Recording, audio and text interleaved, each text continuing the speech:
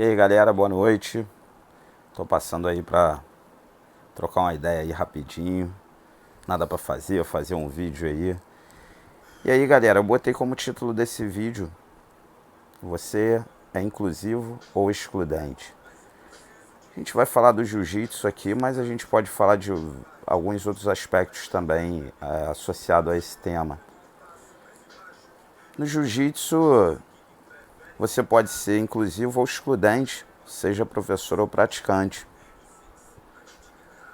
Por exemplo, se você incentiva algum amigo que está começando, incentiva algum aluno que você vê que está iniciando, se você já incentivou algum projeto social, e não é só financeiramente, Eliginha, mas se você, por exemplo, sabe de um projeto social de natação, de jiu-jitsu, e vê que uma criança de uma determinada comunidade está ociosa, e você orienta ele a participar de um projeto, buscar uma atividade física lá naquele projeto, você já está sendo inclusivo, você já está sendo um incentivador, um motivador. Então é disso que a gente vai tratar aqui.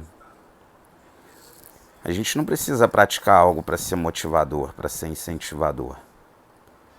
Então, dessa forma, você pode incentivar muitas pessoas. Assim como tem também aquelas pessoas que sempre desmotivam alguém, sempre acabam excluindo de alguma forma alguém.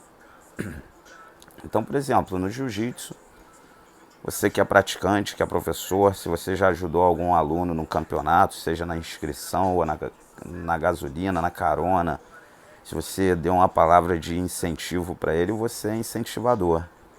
E no jiu-jitsu a gente, no final, deve procurar ser inclusivo, porque senão a gente foge ali à essência de qualquer prática esportiva atual. Antigamente era comum a gente ter um jiu-jitsu, como várias outras atividades mais excludentes. A sociedade mesmo era mais excludente. E hoje a essência dos esportes, principalmente aqueles que têm competição, que têm torneios, apesar de terem ali um aspecto de competitividade, a gente trabalha também muito a inclusão dentro dessa competitividade. Então, ela pode ser uma competitividade bem útil, bem saudável, quando a gente trabalha a inclusão. Quando um aluno perde, um amigo perde uma luta, você conforta ele, você diz que pô, faz parte, que vai melhorar e que treinando mais no próximo vai ser melhor. Você está sendo inclusivo, você está sendo motivador. E no mundo a gente precisa de muitas pessoas assim, ainda mais aqui no Brasil. No jiu-jitsu também a gente vê aí várias comunidades, vários projetos sociais. Então, cara, às vezes as pessoas podem ser excludentes de forma inconsciente, sem maldade. Então você vê uma pessoa com dificuldade de fazer um determinado exercício, isso acontece muito na fase infantil, com a aula das crianças. É muito comum as crianças rirem de outras crianças que ainda não sabem fazer um determinado exercício.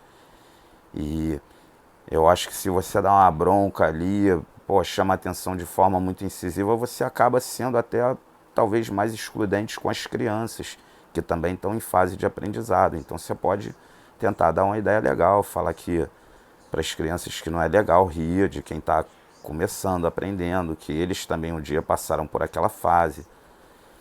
E aí você pode ser mais inclusivo na aula de crianças, na aula de adultos. Então, um aspecto muito excludente que fez parte do jiu-jitsu e faz até hoje,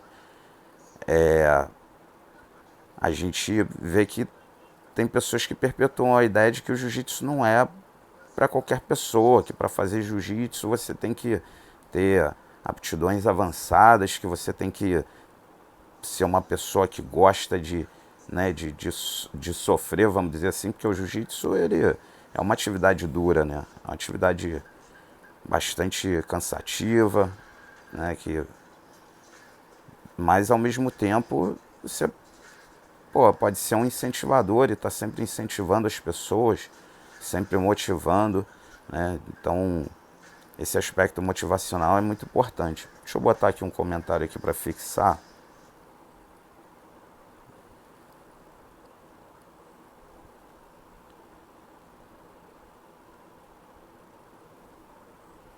Só um minutinho. Então vou... Deixa eu tentar... Bom, galera, então aqui no surf, por exemplo, a gente tem uma turminha aqui que surfa perto de casa aqui. Eu sempre fico reparando, pô, tem a molecada mais nova e a gente está sempre dando uma palavra de incentivo. Aí tem um que arruma uma prancha, de repente, para o moleque aqui que está com a gente surfando, a criançada, né? Justamente para isso, para que eles saiam dessa ociosidade que muitas vezes pode acabar, né, ocupando a cabeça com algo inútil, algo ruim, né, nocivo. Então, galera, eu reparo, a gente bota a pilha, né? Botar pilha não é ser excludente. O que tem que ter cuidado é com determinadas coisas que você pode falar para desmotivar a pessoa, excluir ela. E às vezes, por mais que pareça que está tudo bem, que seja uma pilha, pode acabar numa atitude excludente. Então aqui no surf mesmo a gente tem esse aspecto, tem filhos de amigos, filhas, meninas também praticando. E a gente está sempre botando aquela pilha legal, né? Fazendo ali uma motivação, inclusão. E cada onda que pega legal, cada coisa que avança ali. Eu busco ser assim muito motivador. Eu acho que todo mundo pode ser motivador, mas a gente, para isso, precisa perceber, reparar isso, se a gente é, se a gente não é. Se às vezes a gente não é excludente demais. Então, quando a gente passa essa imagem de que para fazer jiu-jitsu tem que ser uma pessoa com aptidões avançadas, a gente já está sendo excludente, muitas vezes de forma inconsciente, né?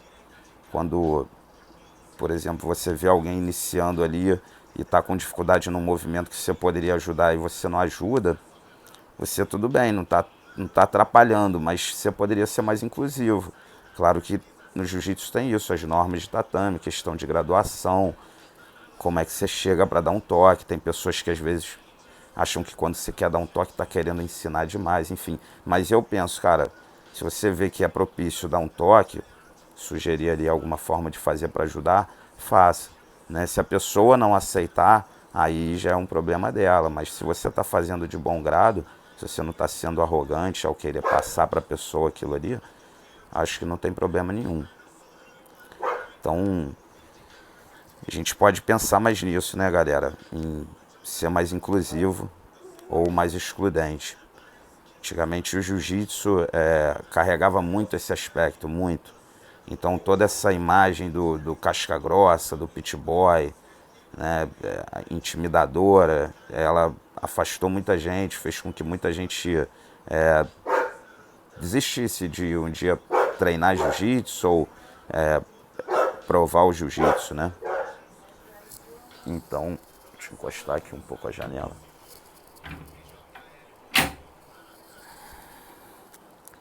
Então, no próprio âmbito educacional, em qualquer método, isso é o mais questionado. No jiu-jitsu mesmo, a galera pode se perguntar se, como aluno, como praticante ou como professor, se vocês são inclusivos ou excludentes. Beleza, galera? Então, é mais uma ideia aí curtinha aí que eu passei para trocar uma ideia, falar sobre isso. Eu acho que todo mundo que chegou um dia faixa preta, marrom, as faixas mais avançadas, tiveram pessoas importantes, motivadoras, que incentivaram, né, que ajudaram nesse processo de inclusão, fazendo com que a gente gostasse da prática do jiu-jitsu e seguisse até uma faixa avançada. Então eu acho que quando eu vejo um graduado que não é inclusivo, e todo mundo pode cometer alguma falha, né, galera? Eu penso que todo dia eu posso ter uma atitude excludente, e por isso eu tenho que ser cuidadoso e estar sempre pensando nisso, me preocupando, para que eu me torne cada vez mais um professor inclusivo, e não só professor, uma pessoa inclusiva, uma pessoa motivadora, né? Então, a gente pode pensar nisso para que, principalmente aqueles que trabalham com jiu-jitsu, pensar-se como figura ali de líder, de liderança, se você é inclusivo. E o mais legal é que se o professor ele é muito inclusivo, ele é muito motivador, ele vai criar uma legião ali, uma legião de motivadores.